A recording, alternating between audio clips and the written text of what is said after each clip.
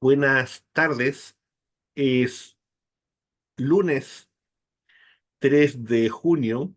Estamos analizando la semana política en este programa que se ha vuelto un poco gitano, diría yo, pero las necesidades a veces nos obligan que sean así para poder tener toda la información, ¿no es cierto?, sobre la mesa y poder hacer un análisis eh, dentro de lo que se puede, ¿no es cierto?, lo más racional, lo más dialéctico que de lo que podamos llegar a dar y entregar para quienes son seguidores de este programa, pedirles que lo compartan, que se suscriban, apretar la campanita no cuesta mucho, ni tampoco colocar el like. Todo eso de verdad nos ayuda, ayuda a que se difundan, ayuda a que en el fondo esta conversación y estas ideas, ¿no es cierto?, que circulan, más sus propios comentarios, puedan ir difundiéndose. Juan Andrés, ¿cómo estás? Buenas tardes. Buenas tardes, Omar. Aquí estamos, lunes, No, comienzo de semana, con muchas cosas, muchas intensidades. Así que sí, bueno, a disposición. fíjate que a nivel internacional, Juan Andrés, yo diría que dos noticias que son relevantes, ¿no? Hay bastantes más, pero quise concentrarme principalmente en esta acción que ya excede lo dantesco, en esta operación, ¿no es cierto?, que realiza un sector, o más bien, ¿no es cierto?, el ejército israelí, en donde atenta contra civiles, lo reconocen como error, una cosa muy miserable que se da a pocas horas después, ¿no es cierto?, de en el fondo de esta acción de la Corte Internacional de Justicia, de condena al Estado de Israel y por otro lado también de la Corte Penal Internacional. Y uno no puede no dejar de entender eso, incluso, ¿no es cierto?, como una situación de burla, como una situación, ¿no es cierto?, de sentirse más allá del bien y del mal, al alero de lo que siente Netanyahu y todo ese sector que está ahí. Una segunda noticia importante, bueno, se dio ayer, que es una gran alegría, ¿no?, que es el triunfo de Claudia Sheinbaum en México, ¿cierto? Ese triunfo electoral que es el triunfo de Morena, por yo diría que un tremendo golpe, por lo menos lo que se conoce hasta ahora, casi sobre los 60, sobre el 60%, lo que es muchísimo, con casi 30 puntos de diferencia al segundo, lo que en el fondo un respaldo a los 6 años del gobierno del presidente López Obrador y que él logra dar esa continuidad, ¿no es cierto?, con esta científica, con esta mujer, por cierto, hecho histórico, la primera mujer presidenta en México en 200 años. Entonces, Juan Andrés, dejo esos dos elementos ahí sobre la mesa porque a nivel nacional hay cosas que hay que analizar que quiere que le diga. Entonces, dejemos ese tiempo. Sí, mira, Omar, sobre el exterminio en Gaza, y no es por reivindicar lo que nosotros hemos planteado, yo me atrevería a decir casi desde un comienzo que comenzó esta situación. Este es un plan de exterminio que continúa, que no se detiene, con toda razón. eh, el mundo, el mundo civilizado, podríamos decir, el mundo que no quiere más masacre de niñas, de niños, de cuerpos humanos y de la diversidad, porque ahí se está destruyendo todo, sigue exigiendo, insistiendo en la necesidad de un cese al fuego. Y esto es bien importante, amigas y amigos que nos escuchan. Lo que se está planteando cuando se habla de un cese al fuego es algo que va directamente relacionado con que no se continúe la masacre, o sea, no se continúe atacando hospitales, atacando zonas de refugio, atacando los convoys de Naciones Unidas que llevan alimentación. Eso es lo que se está tratando de hacer y no se ha logrado. ¿Y por qué no se ha logrado? Este es el punto. Porque Israel tiene el apoyo de Estados Unidos, política y militarmente, lo hemos dicho otras veces, porque incluso en Europa se han producido disensos. Ya hay varios gobiernos europeos que, sobre la base de la demanda pacífica de sus pueblos, porque está lleno de videos que muestran las manifestaciones pacíficas de los pueblos en Europa, en Estados Unidos, en todas partes del mundo. En Europa, en Suecia, en Dinamarca, en los Países Bajos, en Francia, en España. ¿Cómo se le responde? Con una brutal represión policial. Brutal, brutal, brutal. Hay videos. Entonces, aquí miremos la realidad, porque cuando desde Chile se trata de mostrar como si fuera Europa el ideal democrático, miren lo que pasa cuando los pueblos en Europa salen a las calles pacíficamente a demandar algo tan esencial como es el término de un exterminio.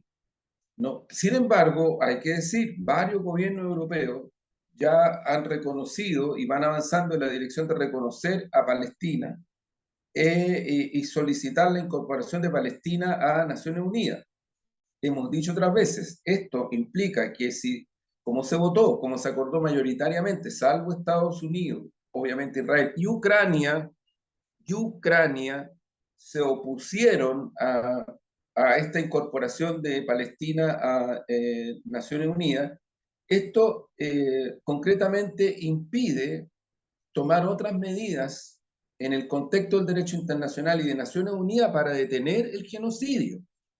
Por lo tanto, Estados Unidos no puede decir que no es responsable del genocidio, lo es en forma y fondo, igual que Ucrania e igual que Israel, igual, en la misma dimensión.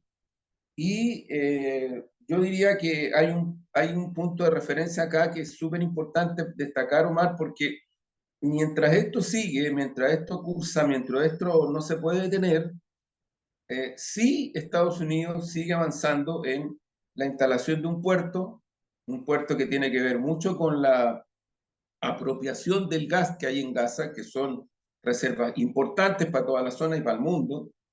Hay que considerar de que Estados Unidos se ha visto muy afectado a propósito de esta guerra que le desató a través de Ucrania en la frontera rusa, se ha visto muy afectado por el tema del gas. Estados Unidos tuvo que bajar un poquito su presión indebida, su criminal forma de presionar a Venezuela, porque necesita del petróleo venezolano. Y por lo tanto, también esta dimensión de Gaza tiene una razón economicista, una razón materialista, mercantilista, que tiene que ver con este puerto que Estados Unidos está construyendo y que es parte de su diseño estratégico en el respaldo al genocidio y que es parte al hecho de que se ha negado a aprobar la incorporación de Palestina a Naciones Unidas. Entonces, yo diría que lo que ha cambiado en estos días, o más que lo que ha cambiado, lo que sigue cursando en estos días y en estas horas, es el dramático genocidio que no se puede detener, que incluso al interior de Israel, partes significativas del pueblo israelí exigen este término del genocidio, pero tampoco son escuchados por su gobierno y las cosas van tomando una dimensión de esta naturaleza que yo diría, Omar, amigas y amigos que estamos conectados, eh, esto en realidad es un asunto que va a marcar la humanidad, la va a marcar muy fuertemente, porque al final de cuentas lo que está cursando es que de una manera tan unilateral, criminal, una potencia como Estados Unidos y otras potencias como es la OTAN, y otra potencia como es Israel, simplemente imponen sus términos de referencia respecto de cuestiones tan básicas como en la vida de niñas, niños y de seres humanos, de un pueblo. Eso es. Aquí se sigue algunos sectores cada vez menos, pero siguen tratando de empatar, lo que es muy cruel también. Yo lo digo con mucho respeto, pero es así, lo que es muy cruel. Tratan de empatar la situación como si este fuera en igualdad de condiciones un conflicto entre Israel y Hamas. Eso es lo que hacen.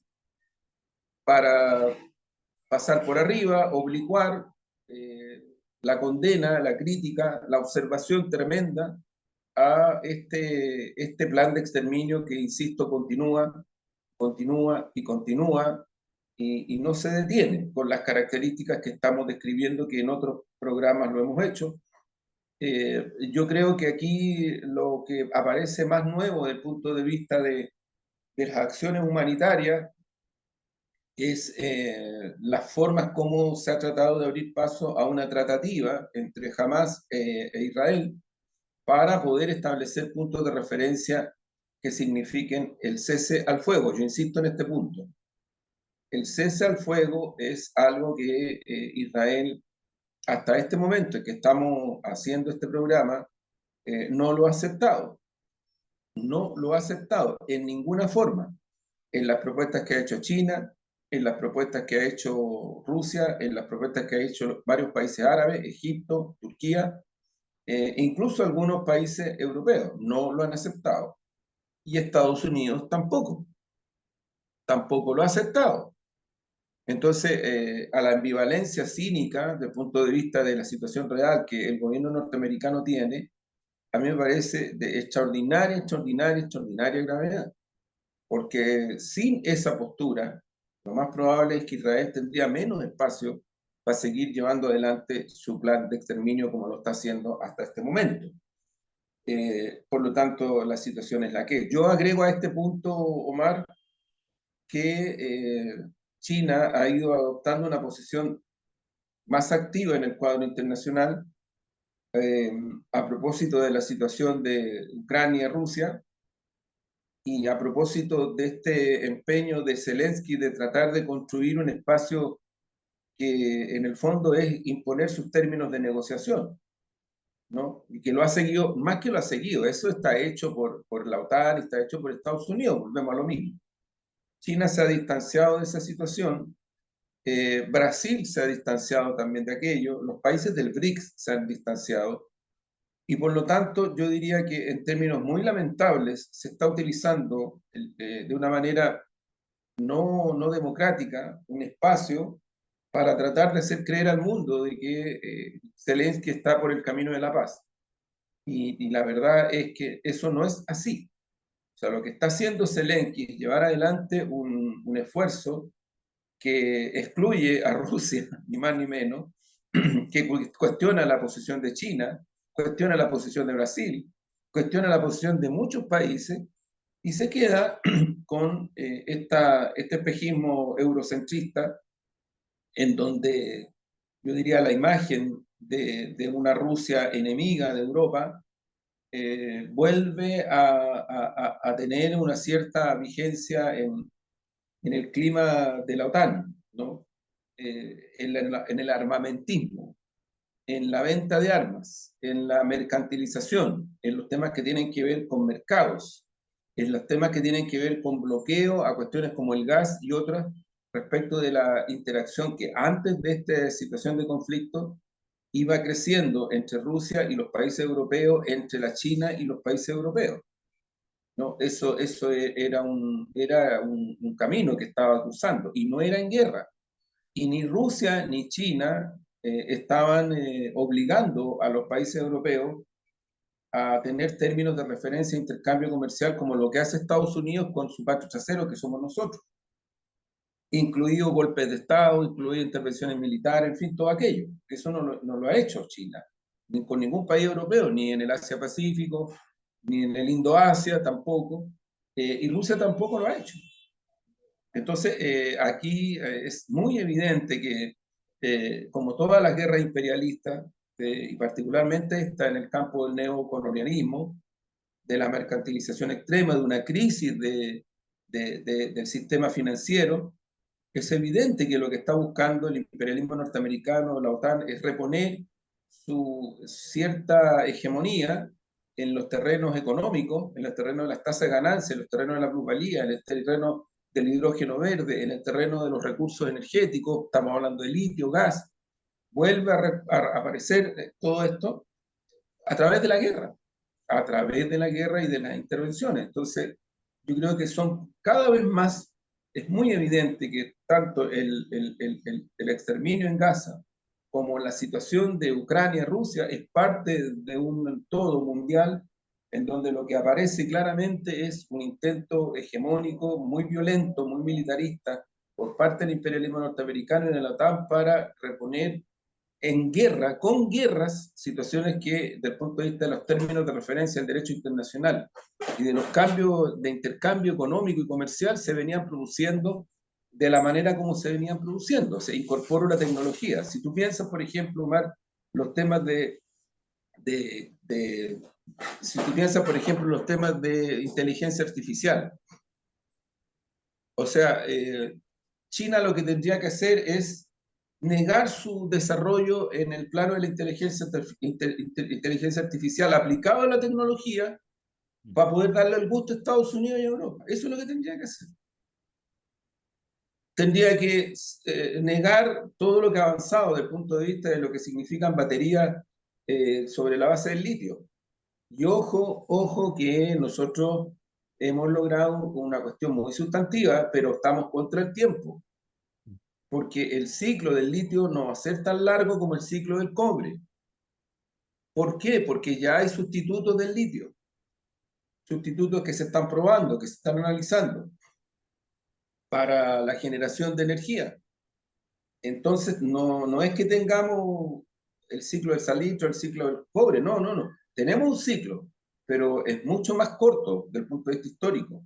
¿Por qué? Porque países como China, como la India, como Rusia, que no tienen precisamente sus puntos de referencia en la extrema tasa de ganancia de transnacionales privadas, porque, ojo, no todas las transnacionales son privadas. Las transnacionales privadas, desde el punto de vista del origen propiamente, en el terreno financiero, la mayoría están vinculadas a la gran banca israelí, que no tiene territorio en Israel, pero se mueve en todo el mundo, a la norteamericana y en parte a la europea. No digo que sean de esos países, digo que son parte de esos operan en esos territorios de una manera más estable, pero son transnacionales, como las describió Salvador Allende de una manera tan preclara en su discurso en Naciones Unidas. Esos son las corporaciones transnacionales que pasan por sobre los estados nacionales, sobre la soberanía de los estados, pasan por arriba de todo. Eso es lo que está ocurriendo. Entonces, yo insisto en este punto, ¿cómo están respondiendo a este avance que se da en la lógica de las transferencias capitalistas y neocapitalistas del sistema económico financiero especulativo que China, la India, Rusia, Brasil y otros países han ido construyendo sobre la base de términos de referencia del derecho internacional?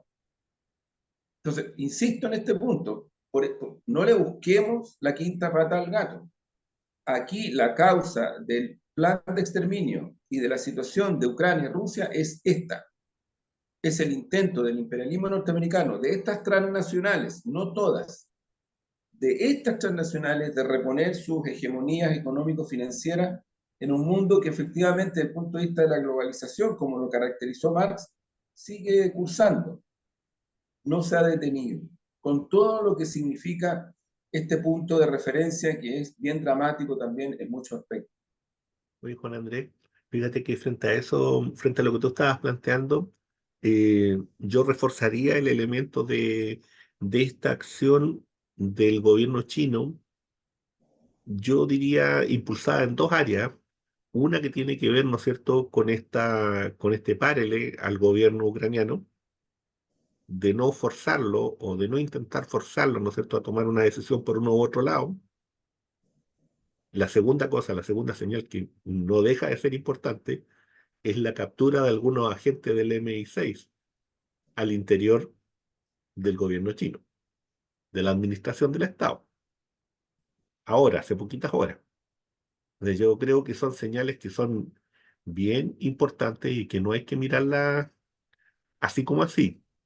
Desde ese mismo punto de vista, América Latina hoy día está en una situación bastante compleja por lo que está viviendo el propio Estados Unidos, por esta situación internacional, ¿no es cierto?, de esta irrupción multipolar y este deseo, ¿no es cierto?, en el fondo de la potencia que no quiere ceder su espacio y que pareciera ser que donde ve la posibilidad de poder mantenerse y de poder refugiarse es exactamente en su llamado patio trasero, si no hay que ver cómo, ¿no es cierto?, es que está accionando hoy día desde el punto de vista de las relaciones internacionales, en donde en el fondo se le entrega al Departamento de Estado, ¿no es cierto?, esta área, principalmente al alero de lo que significa, ¿no es cierto?, Laura Richardson, su nada menos que la generala del Comando Sur, que es la que está llevando a cabo ese tipo de conversaciones para el continente, no está alineando. En ese contexto, Juan Andrés, se dan situaciones, bueno, todos los países están tensionados a partir de eso, y fíjate que en México se da un resultado que es bien, era esperable, pero yo no imaginaba una distancia de esas características, la verdad. No pensaba que iba a ser una cosa un poco más apretada, y, y lo digo porque detrás de eso también hay una mirada que nosotros debiéramos tener, estoy pensando en las fuerzas progresistas, en el mundo de la izquierda, ¿no es cierto?, de cómo se construye un poder social popular, de cómo se construye, ¿no es cierto?, un proyecto de formación política también. ¿Cómo ves eso, Juan Andrés? Bueno, mira, yo creo, Omar, que si uno mira comparativamente la derecha político-mediática, los grupos conservadores, los grupos económicos transnacionales, volvemos a eso, pero también los políticos, los eurocentristas, yo creo que difunden poco, comentan poco, reaccionan poco, casi pasan por el lado respecto del resultado en México. Eh, y obviamente que les incomoda. eh, a las fuerzas progresistas, populares, de izquierda,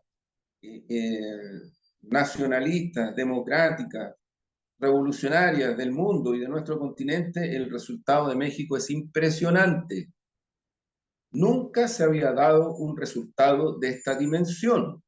Nunca, nunca que una candidata del Partido Morera y del Partido PT, Partido de los Trabajadores, ¿no?, lograra sobre el 60% de la votación y que además logra mayoría en el Parlamento mexicano. Es decir, esto es impresionante. Sí, Y por eso puse lo primero, porque yo creo que la omisión, el no considerar, yo, por ejemplo entiendo que haya gente que se dice de izquierda, qué sé yo, pero como que lo de México, no sé, no sé, me llama mucho la atención, Omar, mucho. sí, Estamos frente a un evento de una dimensión mundial y de una dimensión continental muy, muy, muy grande. El resultado electoral de México, insisto, es inédito. Tiene que ver con el gobierno, pero sin ninguna duda, está totalmente, es un efecto completo del gobierno del presidente Andrés Manuel López Obrador, de su gobierno. Es el resultado completo de ese gobierno, completo. Y la presidenta electa es la primera en no reconocer, sino que destacar este punto, destacarlo. ¿Y por qué es tan importante esta relación? Porque el gobierno de López Obrador es un gobierno que, si bien no tuvo todas las posibilidades en cuanto a parlamento, pero desde el punto de vista de políticas públicas, desde el punto de vista de gestión de gobierno, desde el punto de vista del Estado federado, porque México es un Estado federado, marcó a fuego sus políticas respecto de los más pobres, los marginados, los temas de transporte, los temas de conexión, conectividad, los temas de pobreza. Omar, en México los indicadores de pobreza bajaron en lo que no habían bajado en toda la historia de México, en toda la historia de México. Eh, Otros indicadores referidos a marginalidad también bajaron fuertemente. El salario, comparativamente a todos los países de nuestra región, incluido Chile, subió, pero de una manera impresionante, impresionante, y no se produjo inflación. Y no se produjo inflación. O sea, aquí hay cuestiones que tienen que ver con pobreza, con marginalidad, con salario, con incorporación del mundo rural, trenes para las zonas campesinas, que en México son muy grandes, selváticas, son muy grandes. Los temas de salud, si bien es cierto, sigue siendo duro en la pelea contra el narcotráfico y el crimen organizado en México, también se avanzó en esa dirección, y no poco, comparativamente a Chile o comparativamente a otros países, no poco. México, el gobierno del presidente López Obrador logró avances significativos cualitativos respecto de los temas referidos a migración, y no se creyó el cuento de esta política imperialista de tratar a los migrantes como si fueran esclavas y esclavos. No se creyó ese cuento, y trabajó una política de migración a escala humana que yo creo que incluso Naciones Unidas la reconoce. Entonces, todas esas caricaturas que hacen del gobierno del presidente Andrés Manuel López Obrador, yo diría, por favor, más respeto por la realidad. Él logró cosas, pero de extraordinaria importancia en política internacional. Su relación y su interacción cada vez más creciente con Centroamérica y particularmente con Cuba,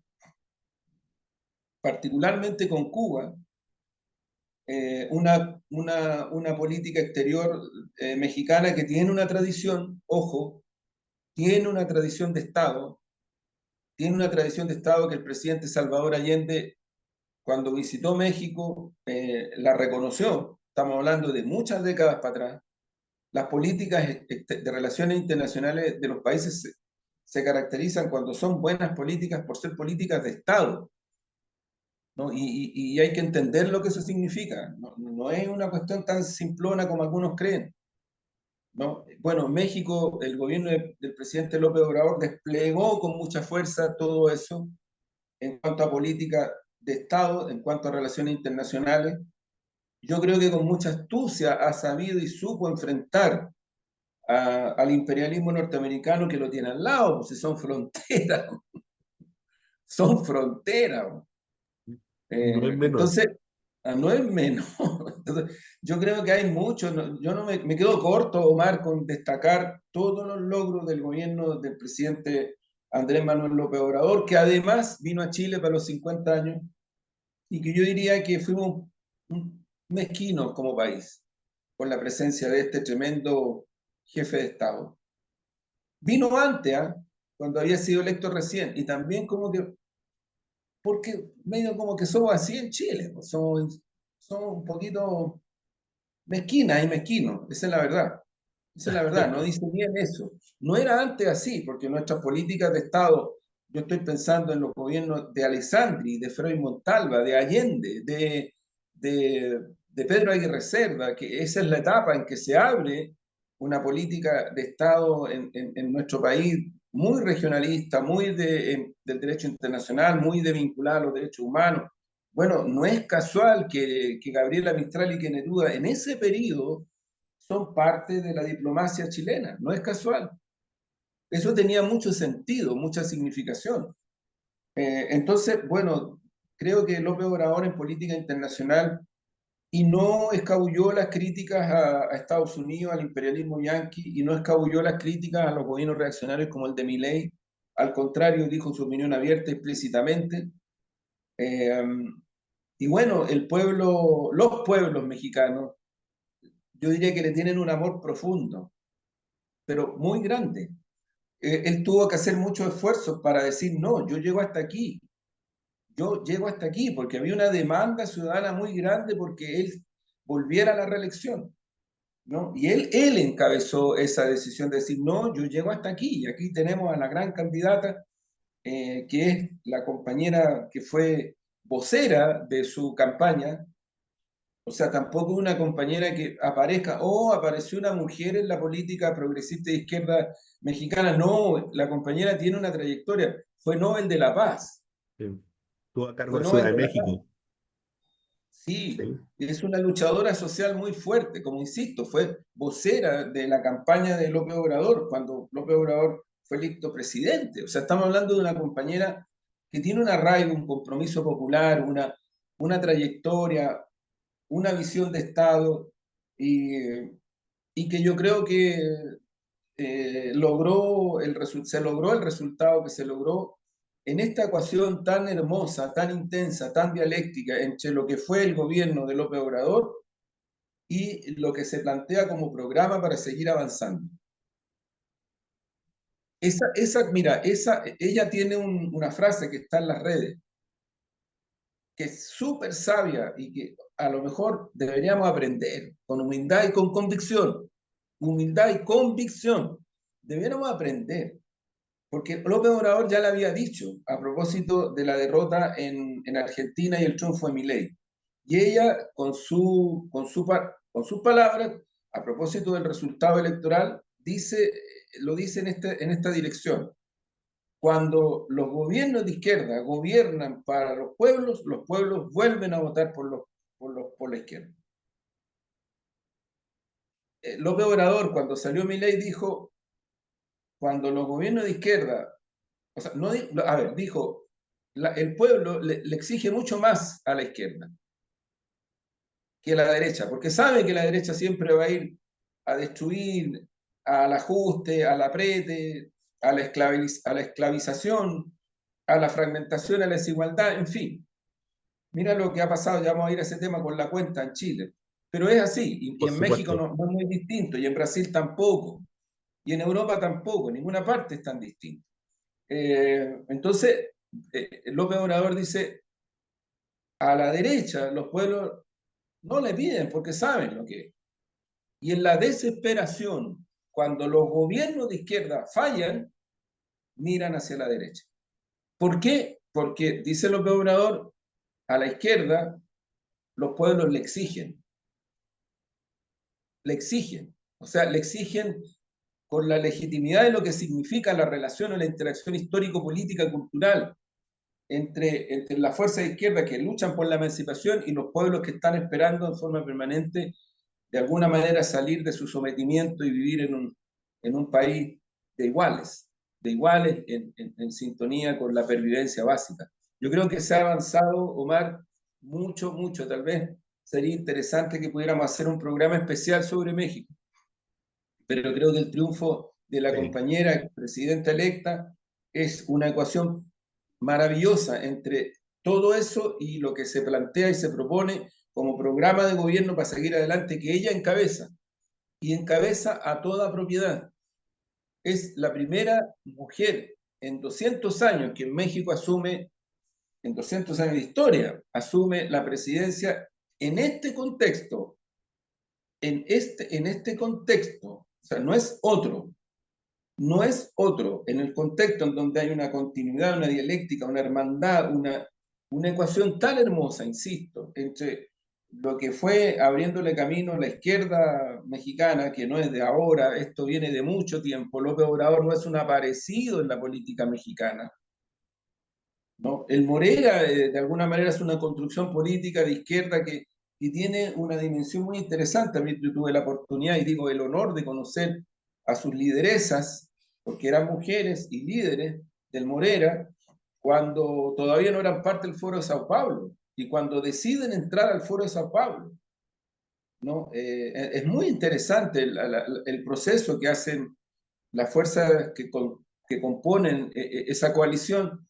El Partido de los Trabajadores en México es un partido histórico, no es un partido reciente, es un partido que tiene una trayectoria, que ha sido tremendamente hermano de las causas nobles y justas de la izquierda chilena, en especial del Partido Comunista de Chile, hay que decirlo. Han sido tremendamente amigas y amigos, en concreto, ¿ah? No en la puro relato, en la palabra, no, en lo concreto. Así, han sido tremendos, tremendos amigas y amigos. Entonces, yo creo que esto es una noticia inmensa, gigantesca para el continente. A propósito de lo que conversábamos, Omar, porque tú tienes el gobierno de la presidenta electa, tú tienes el gobierno de Lula, Ujú. tú tienes Cuba, tú tienes Venezuela, que vienen elecciones, en fin, o sea, tú Uruguay tienes aquí también Uruguay, vienen elecciones. también tiene proyectos populares de izquierda que se siguen tratando de abrir camino de una manera muy importante, y en ese contexto está Chile, nuestro Así querido es. Chile. Y en eso, Juan Andrés, bueno, hay una cuenta pública y está la noticia del día, ¿no es cierto?, que es en el fondo esta decisión, ¿no es cierto?, que toma los tribunales de dejar detenido a Daniel Jadwe. ¿Cómo ves tú esa situación? ¿Cuál es la perspectiva que tú le das? ¿Cuál es el análisis político de la situación? Porque esto no solamente tiene un componente judicial, ¿no? Como se quiere decir. Mira, yo, Omar, quiero destacar un punto que se ha hablado poco o casi nada, no sé, pero en la cuenta presidencial el presidente Gabriel Boric parte haciendo un análisis de lo que fue el estallido, lo multitudinario, y no lo dice en términos negativos ni peyorativos, no habla del octubrismo, como en la gente que se dice izquierda o algunos progresistas, el octubrismo, así como una cosa despreciativa, ¿no?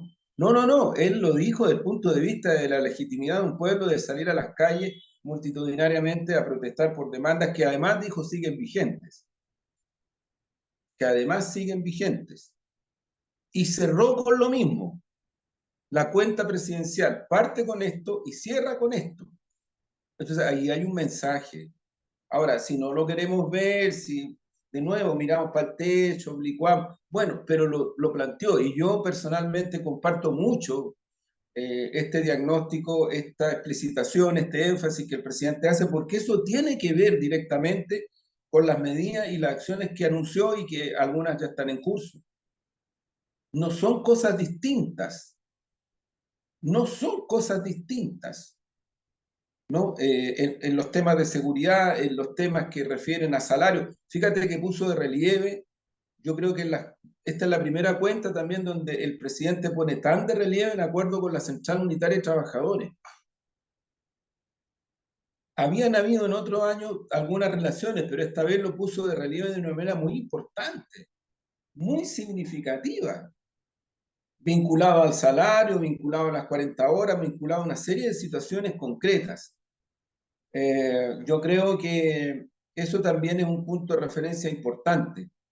Creo que también es un punto de referencia importante algunas cuestiones que tienen que ver con Gaza, precisamente, porque Chile se hace parte de todo el proceso que lleva adelante Sudáfrica. Otras veces hemos señalado, cuidado, amigas y amigos, somos parte de un planeta, cada vez más la globalización nos estrecha. Es una globalización capitalista, que duda cabe, pero no impide que esta lógica se siga produciendo. ¿Por qué digo esto? Porque Sudáfrica es parte de la comunidad de naciones africanas que se viene configurando y formando desde mucho, mucho tiempo. El otro día alguien puso ahí en las redes sociales un discurso de Gaddafi. Y Gaddafi, esto estamos hablando de mucho tiempo atrás, habla a propósito de Yasser Arafat. Y habla también de lo que significa Palestina para todo el mundo árabe. Es una visión estratégica, geopolítica, cultural, civilizacional, que aunque la tenemos lejos, yo creo que cometeríamos un tremendo error si no reconocemos la importancia que tiene todo ese mundo en todos los planos. No es solo petróleo, es petróleo, pero no es solo petróleo, cuidado. Entonces, ¿qué es lo que está pasando en África en este momento? En África lo que se está produciendo a partir de unas luchas que vienen de décadas, se está produciendo el avance de una comunidad de naciones que a proporción comparado con nuestra América Latina es un poquito más grande, es un poquito más grande, un poquito más grande, en todo, ¿eh? En recursos, en habitantes, en todo. Pero claro, una zona del mundo que está recién empezando a salir de la neocolonización, de la esclavitud, de situaciones de migración hacia Europa, especialmente producto de la hambruna, de la miseria. Si las familias africanas y los africanos se van para Europa buscando qué comer, siendo un país con tanta riqueza, una nación, perdón, un continente con tanta riqueza. Bueno, eso ha ido cambiando y uno de los países que empuja fuertemente en esta dirección es Sudáfrica. ¿Por qué Nelson Mandela le tenía tanto cariño al comandante Fidel Castro?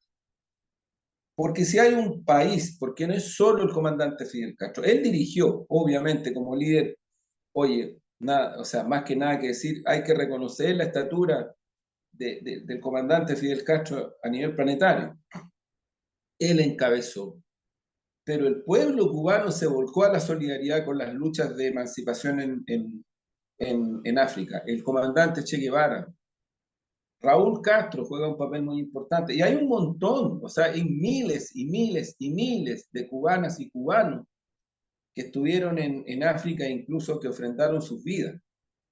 Entonces, cuando Mandela lo único que quería era que Fidel fuera a Sudáfrica para darle un agradecimiento, un reconocimiento, era porque Cuba fue muy importante en un momento decisivo a propósito de la independencia de Sudáfrica y las elecciones que derivaron en la elección de Nelson Mandela. ¿Por qué todo esto es importante a propósito de lo que estamos conversando ahora? Porque, amiga y amigo, eso es Sudáfrica. La Sudáfrica que hoy día levanta la voz, corta relaciones diplomáticas con Israel y lleva adelante el proceso el Tribunal Penal Internacional, en la Corte Internacional de Justicia, esa es Sudáfrica.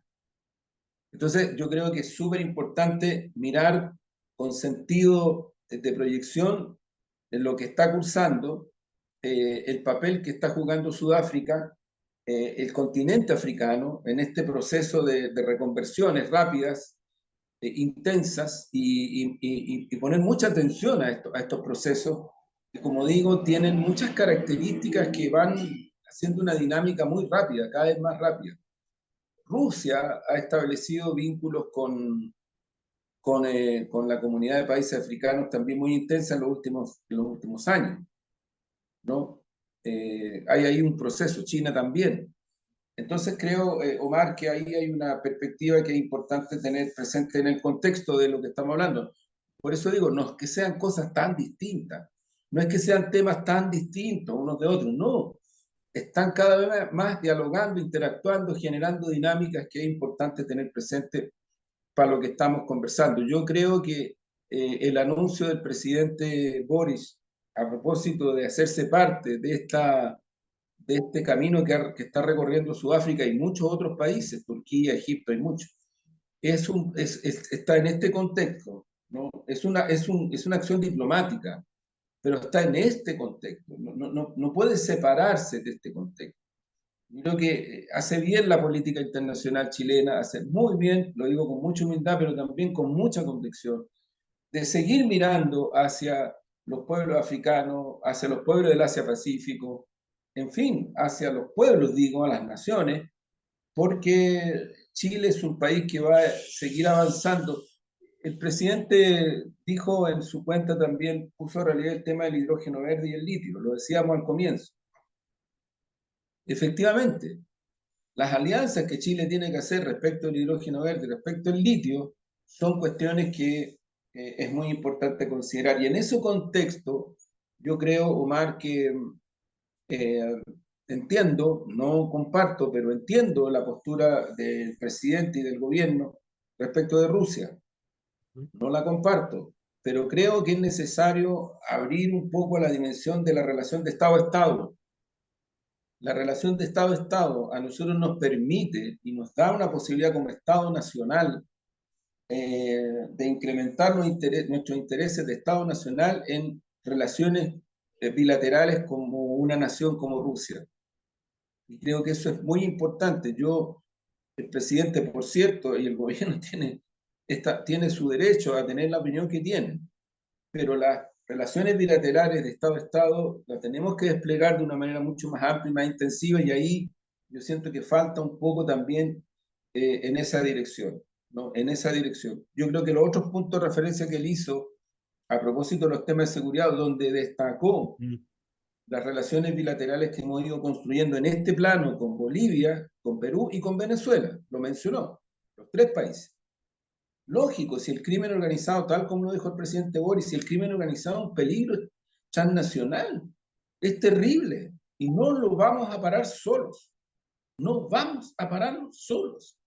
Entonces necesitamos, y yo creo que incluso con otras naciones necesitamos, obviamente, Omar, la derecha se agarró de un tema, el aborto.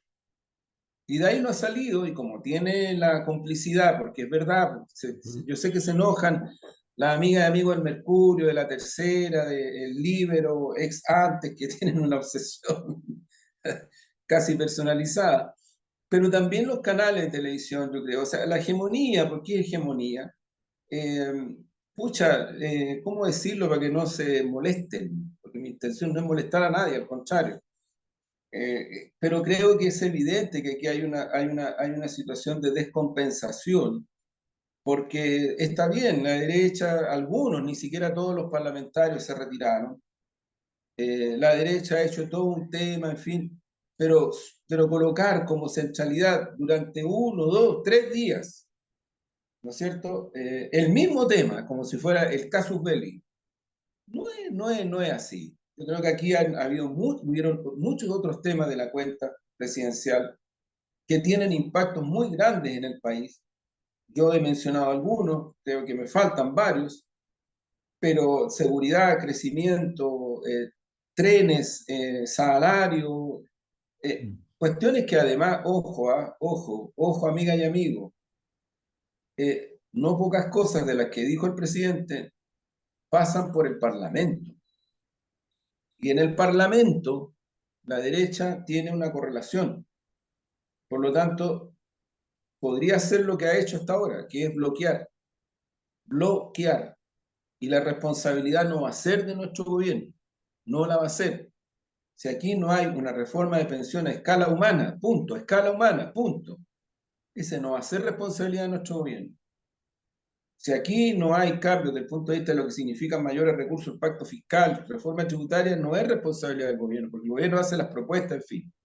Hay otras cosas en donde yo creo que podría nuestro gobierno desarrollar y desplegar más iniciativas, particularmente en las dinámicas de descentralización, particularmente en las dinámicas que tienen que ver con recursos para enfrentar los temas de infraestructura en educación y particularmente los temas referidos a asuntos particulares y focalizados como es Coronel. En estos momentos tiene una situación bien dramática y que ha obligado, ha llevado a trabajadores y trabajadores del Coronel a tomar medidas bien duras, muy duras, porque ustedes comprenderán que hacer una huelga de hambre no es cuestión, no es No es cuestión sencillo. simple. No. Hay que tomársela más en serio para poder mirar en la dimensión humana y humanista ese tipo de manifestaciones. Lo mismo con bueno, el anuncio de las salas cunas, pero también la necesidad de recursos respecto de las listas de espera, que son un tema social fuerte y duro. En ese mismo sentido, bueno, y pasando al tema de Daniel, fíjate que estoy hablando desde el sentido común, ¿eh? Desde el sentido común uno sabe que hay una serie de personas que debieran estar detenidas y no están, por diversas razones. Pueden explicarnos lo que quieran, en concreto no están. Y hay otras que supuestamente, según los medios de comunicación, debieran estar y no sabemos si realmente tienen que estar o no, o si esas medidas, ¿no es cierto?, son realmente las que se necesitan, de acuerdo al caso. Lo digo en términos generales porque de repente también hay abuso, hay personas que se les condenan no sé cuántos años. Estoy pensando en el caso de Yaitul, que desde mi punto de vista personal me parece que es un poco exagerado. Como también creo que hay condescendencia con algunos personajes, como el señor Hermosilla, y también a veces se carga la mano. A mi juicio, lo que se ha hecho con Daniel es cargar la mano. Estoy hablando desde mi perspectiva personal, desde el sentido común, de lo que uno ve y observa, desde la distancia. Juan Andrés, ¿cómo ves tú la situación de Daniel? Para el Partido Comunista igual es un tema complejo, complicado, porque además se ha querido también dar esa impronta, ¿no? De, de apuntar directamente no solamente a Daniel Jadwe, al alcalde, sino que al Partido Comunista en sí, ¿no? En, en una provocación que es bastante grande, por cierto. Sí, yo creo, Mark, que hay una cosa un poco más global, no es solo un foco, más global. Eh, no nos debería extrañar, pero tampoco sorprender y tampoco no dejar de hacer lo que tenemos que hacer, porque esto está ocurriendo en Argentina, ocurrió en Brasil, donde estuvo preso Lula durante mucho tiempo. Ocurrió en Paraguay con el presidente Lugo, si no me equivoco. Ocurrió en Honduras, ocurrió en Ecuador. O sea, no estamos hablando de algo excepcional. No estamos hablando de algo excepcional. Eh, y yo creo que eh, en ese contexto, porque es evidente que el proyecto que encabeza Daniel Jaue en Recoleta es un proyecto que en toda la línea ha generado una serie y consecutiva forma de aproximar la administración municipal a intereses ciudadanos de primera urgencia. O sea, estamos hablando de salud, estamos hablando de anteojos, estamos hablando de un sinnúmero de iniciativas en educación, en vivienda, un sinnúmero de iniciativas en el terreno deportivo, cultural, un sinnúmero de iniciativas que hacen de este proyecto un proyecto que ha tenido un reconocimiento incluso no solamente a nivel nacional, a nivel de Chile, sino que también internacional. Ha llamado mucho la atención este proyecto innovador, con pocos recursos, porque Recoleta es uno de los municipios que tiene menos recursos en Chile, porque aquí en Chile el desbalance entre comunas como Las Condes, Vitacura, la Dehesa, desde el punto de vista de los ingresos, como con Recoleta, es impresionante. Es una cuestión impresionante.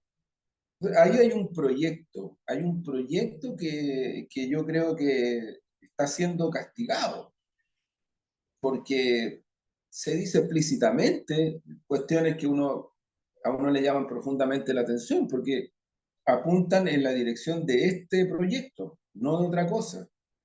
Yo creo, Omar, que bueno, el Comité Central del Partido Comunista de Chile se reunió el sábado en la tarde, antes de que se produjera esta situación de hoy, de la prisión preventiva de nuestro compañero, que además Daniel es miembro del Comité Central del Partido, es miembro de la Comisión Política del Partido. Y hubo una declaración que está ahí, que se le puede ubicar, se le puede encontrar, una declaración bien fuerte, bien sólida, bien coherente. Nosotros no pretendemos en absoluto, para que quede clarito y despejado, en absoluto, y por favor, si alguien quiere usar este programa, que lo trate de manera como se tiene que tratar las cosas. Nosotros no pretendemos generar una presión de ninguna naturaleza sobre nadie, menos sobre el Tribunal de Justicia y el Poder Judicial. Estamos ejerciendo el derecho a la libertad de expresión y a una opinión fundada, además, sin descalificaciones ni tampoco caricaturas como lo hacen otras y otros. Visto en este contexto, tanto en forma y en fondo, la prisión preventiva, de verdad, yo creo que en eso es una opinión generalizada en Chile, en este momento, generalizada. Es un abuso y es una desproporción tremenda. Un abuso y una desproporción tremenda. Pero se aplicó. Y si uno mira la coherencia del pronunciamiento, el primer pronunciamiento de la jueza para explicar y argumentar la prisión preventiva, lo hace en relación, en forma y fondo, a que todas las acusaciones presentadas por la Fiscalía y por el Consejo de Defensa del Estado, que se involucró en esto un día antes, van en la misma dirección. Van en la misma dirección. Por cierto, hay que esperar la apelación, el proceso recién comienza, aquí hay una formalización, hay una presunción. Yo en particular, no siendo abogado, pero teniendo un sentido de la ética que trato de construir y cultivar día a día, en varios casos, cuando se ha producido esta situación, yo he apelado a lo que significa el principio universal del derecho internacional, del derecho humanitario y de la justicia en términos universales, que es la presunción de inocencia. Pero más en Chile, por una razón muy concreta, no en el aire, porque en Chile la presunción de inocencia se violó de una manera terrible bajo la dictadura terrorista de la derecha en Chile. Se mató, se ejecutó y se torturó violando la presunción de inocencia de una manera tremenda, tremenda, tremenda. Entonces, insisto, y este es un principio de la justicia universal, no es que sea solo en Chile, es universal. Y estamos frente a un proceso que está recién comenzando, no está en desarrollo, ahora viene un desarrollo. Y por lo tanto, yo creo que la prisión preventiva muestra una carga muy, muy tremenda sobre una persona que yo tengo la convicción que es inocente. Y que desde esa perspectiva, tanto la Fiscalía como el Consejo de Defensa del Estado, más que presentar pruebas concretas, lo que hicieron fue articular testimonios y articular una serie de cuestiones dichas por otras personas. Apelaron y sumaron algunas cuestiones que hizo la policía, pero la policía hace asuntos que se le pide que hagan y no significan necesariamente elemento probatorio fáctico. Hay muchos procesos en Chile, muchos, en los cuales, amparándose en cuestiones de esta naturaleza, han terminado cometiendo injusticias tremendas. Ahora, cuando se trata de situaciones concretas, Daniel Jadwe lo decía ayer en un lanzamiento de un libro, a mí no me pueden probar nada desde el punto de vista de apropiarme de recursos de nadie. Y efectivamente, ni la acusación de la Fiscalía, ni la acusación del Consejo de Defensa del Estado entregaron elementos probatorios en esta dirección. Yo creo que la declaración del Comité Central del Partido Comunista de Chile adquiere mucho más vigencia en medio de esta situación que se está viviendo.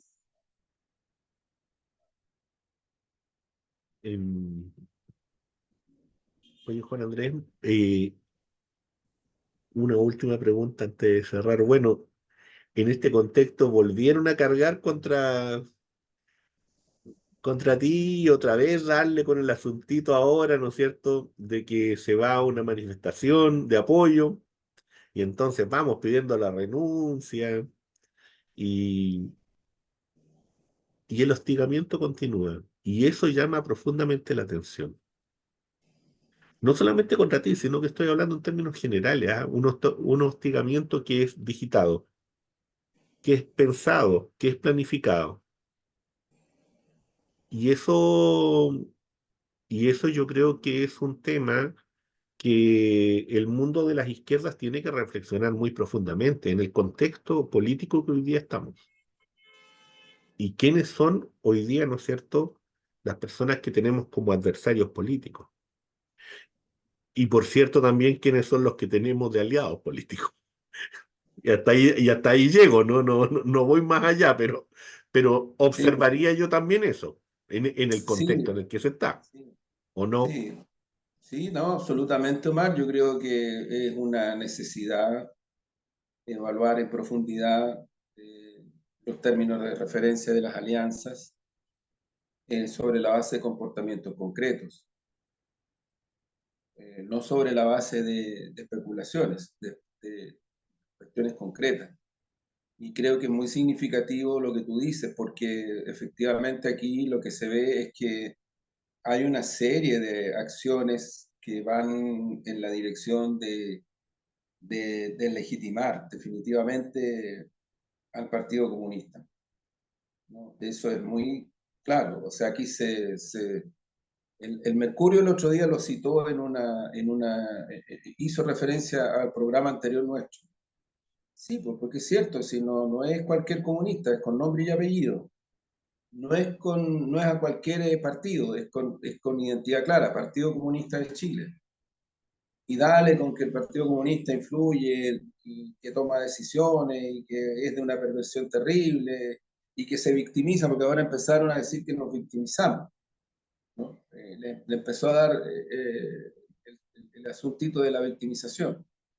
El otro día, en un espacio televisivo, Hugo Gutiérrez hizo referencia a una serie de relaciones que existen entre abogadas, abogados del Poder Judicial respecto al caso de Daniel Jadwe, y nadie en la bancada del frente, que son tremendos, nadie lo desmintió, porque hizo referencia a antecedentes concretos, no en el aire.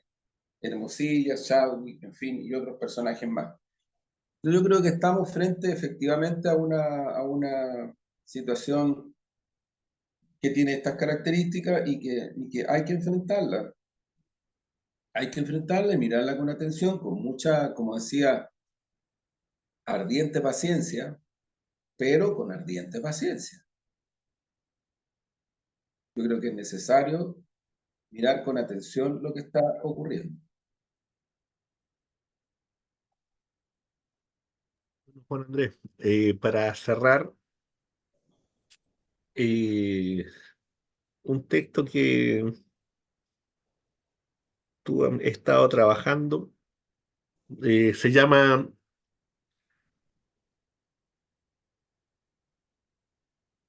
eh, La Recoleta.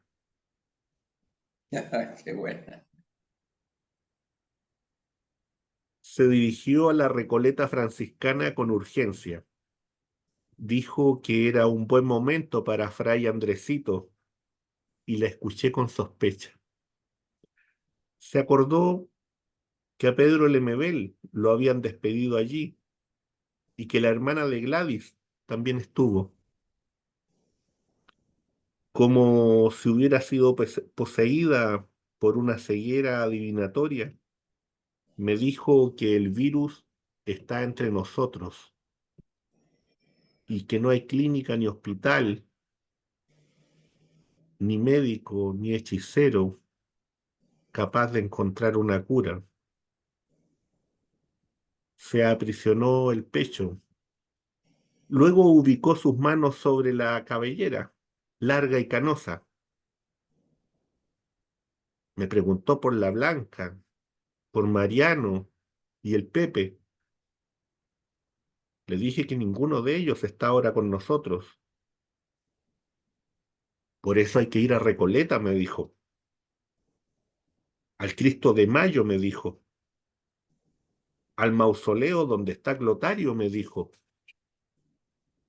A la tumba de Don Reca, me dijo.